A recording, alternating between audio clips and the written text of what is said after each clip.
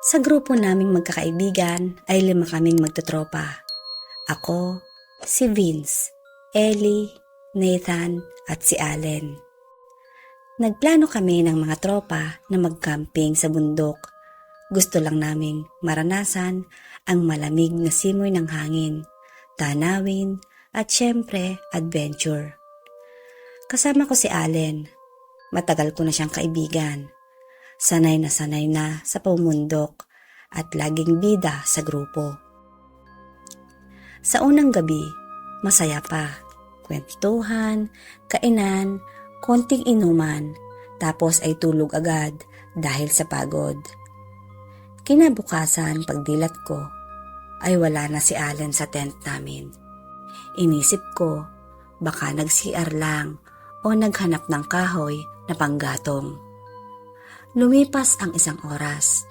Nag-aalala na kami, kaya naisip naming hanapin siya sa paligid. Sumigaw ako. Nilibot ko yung paligid ng camp, pero ni anino niya walang bakas. Ang natira lang, may nakita kaming maliit na kalan at may kaserola na may mainit-init pang ulam. Amoy na amoy ang nilutong karne. Parang adobo, pero medyo mapula at matamis. Gutom na rin ako, pero nagdadalawang isip akong tikman dahil hindi ko alam kung saan nanggaling ang karne. Lalo na't walang dinalang karne ang buong tropa namin, kundi mga noodles lang. Habang lumulubog ang araw, ay pinilit naming maghanap pa ng senyales kung saan nagpunta si Allen. Subalit, naikot na namin ang paligid ay wala pa rin siya. Gabi na nang maisipan naming tikman ang nilutong laman. Dahil sa gutom ay hindi na namin alintana ang medyo pagkakunat ng karne. Subalit, habang ngumunguya, ay napansin kong parang may bumabagabag sa aking dibdib. Kinabukasan nga, ay nagdesisyon kaming bumaba ng bundok. Pagdating namin sa barangay, nag-report kami agad na nawawala ang kaibigan naming si Allen. Lumipas ang ilang araw, nakita nila ang ilang bahagi ng katawan ni Allen. Hiwa-hiwalay iyon. Parang may nagkusang magluto at nagtago ng ebidensya sa gubat. Bumalik sa isip ko yung kinain naming magtutropa sa bundok. Hindi ko na matanggap ang posibilidad, pero ramdam ko na may nakain akong hindi dapat at baka si Allen mismo yon. Hindi ko na makain kahit anong adobo mula noon. At tuwing naaalala ko yung camping trip namin, parang nauubos ang lakas ko. Hindi pala lahat ng adventure ay may happy ending. At minsan, ang pinakamatinding gutom, pwedeng maging pinakamasaklap mong alaala. Sa liblib na bayan ng Tapas Capiz, simple lang ang pamumuhay ng isang tricycle driver na nagngangalang Boyet, kasama ang kanyang anak at asawa. Kilala bilang may pag-aalinlangan, si Boyet ay hindi naniniwala sa mga aswang o mangkukulam. Kahit na siya ay nakatira sa isang probinsya na sikat sa mga naturang kwento. Isang maulat na gabi, aksidenteng nabuhusan ni Boyet ng maputik na tubig ang isang matandang babae na tumatawid sa kalsada malapit sa Sitio Tabuk. Sa halip na humingi ng tawad, ay pinagalitan niya ito dahil sa sobrang bagal nitong paglalakad. Hindi kumibo ang babae. Nakatitig lang siya sa kanya.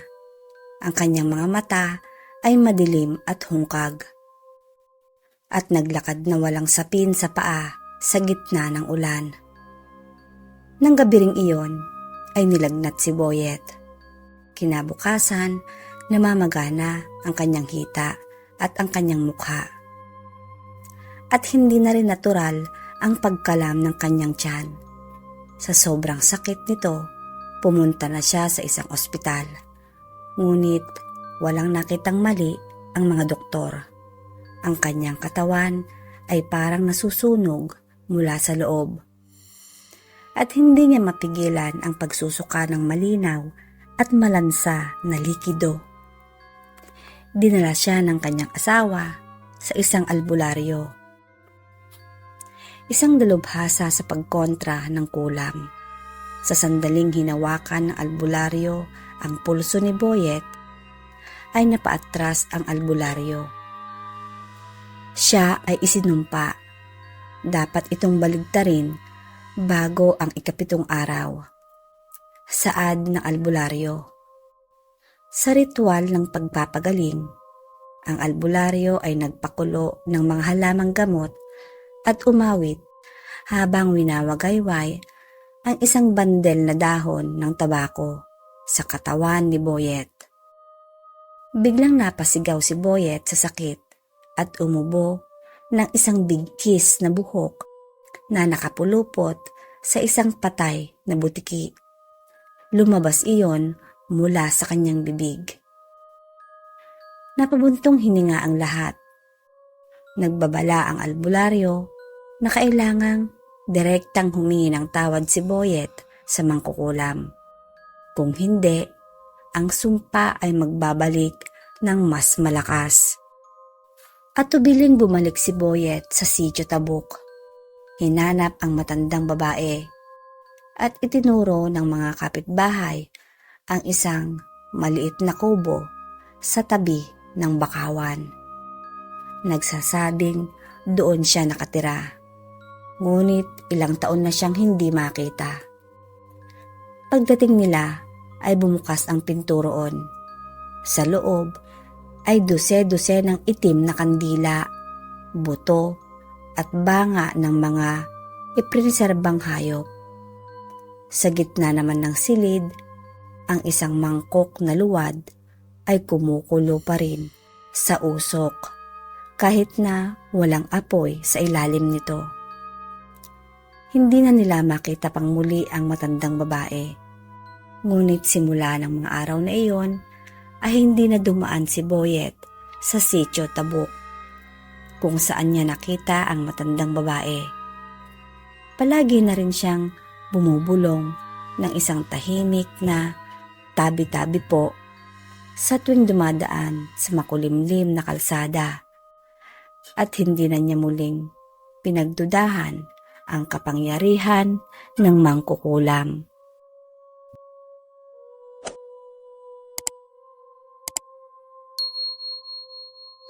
Tawagin niyo na lang ako sa pangalang B-Boy. Magbabahagi lang ako ng karanasan namin. Hindi ko alam kung pasok ba ito sa Tales of Horror. Dito sa baryo namin, natural lang ang may alagang baboy. Source na kita na rin at ulam, lalo na pag may okasyon. Pero iba ang tingin ko sa isa naming alaga na si Bungloy. Simula pa lang, napansin ko ng kakaiba siya. Habang yung ibang baboy, puro tulog at kain lang. Si Bungloy naman ay palaging gising. Palaging nakatitig sa akin tuwing dadaan ako sa kulungan niya. Minsan kahit madilim na at tahimik sa likod ng bahay, basta napapadaan ako, naririnig ko ang huni niya. Pero iba ang dating. Parang gusto akong lapain. Minsan nga, parang nakangisi pa siya habang tinititigan ako. Nakakailang, parang may gusto siyang sabihin. Isang gabi, habang nagbubuhos ako ng pagkain sa kulungan niya, nakita kong lumapit si Bungloy sa pinakadulo. At hindi niya inaalis ang tingin niya sa akin. Parang sinusukat ang galaw ko, parang may hinihintay. Lumabas ako agad ng kulungan niya dahil kakaiba na ang nararamdaman ko. Kwinento ko iyon kay tatay. Ang sabi niya, "Anak, huwag kang masyadong lumapit dyan. May mga hayop na hindi mo alam kung ano ang laman niya sa loob. Minsan aswang yan na nagpapalit anyo lang. Ang sabi ni tatay sa akin. Kinilabutan ako. Simula nga noon, iniwasan ko na si Bungloy. Pero parang lalo siyang nangungulit. Lalo na kapag gabi, mas malakas ang ingay niya. Mas matalim ang tingin. Hanggang isang gabi nga, nahuli ko siya na parang sumusubok tumalon palabas ng kulungan. Yung itsura niya, parang mas mahaba ang nguso at mas mapula na ang mata. Doon na nga nagdesisyon si tatay. Huwag kang matakot anak, kakatayin na natin yan bukas, bago pa may mangyari. Saad ni tatay sa akin. Kinabukasan nga, sabay kaming pumunta sa kulungan. Tahimik si Bungloy, pero ramdam ko parang galit na galit ang itsura niya. Parang gusto akong lapain. Nang kinatay siya, nagulat si tatay dahil ang laman ng tiyan niya ay puro hindi natunaw na buto at kuko na parang sa tao. Ang sabi ng matatanda, hindi lahat ng baboy ay hayop. Yung iba, aswang na sumisingit sa bakuran para makalapit sa bata. Lagi na nga kaming naglalagay ng asin sa paligid ng kulungan. At hindi na ako lumalapit sa kahit anong hayop na parang may kakaibang tingin sa akin. Minsan ang pinaka-inosente sa tingin mo, yun na pala ang may lihim na balak. Hindi nga lahat ng nakatitig gusto kang kaibiganin. Yung iba ay baka gusto ka lang nilang kainin.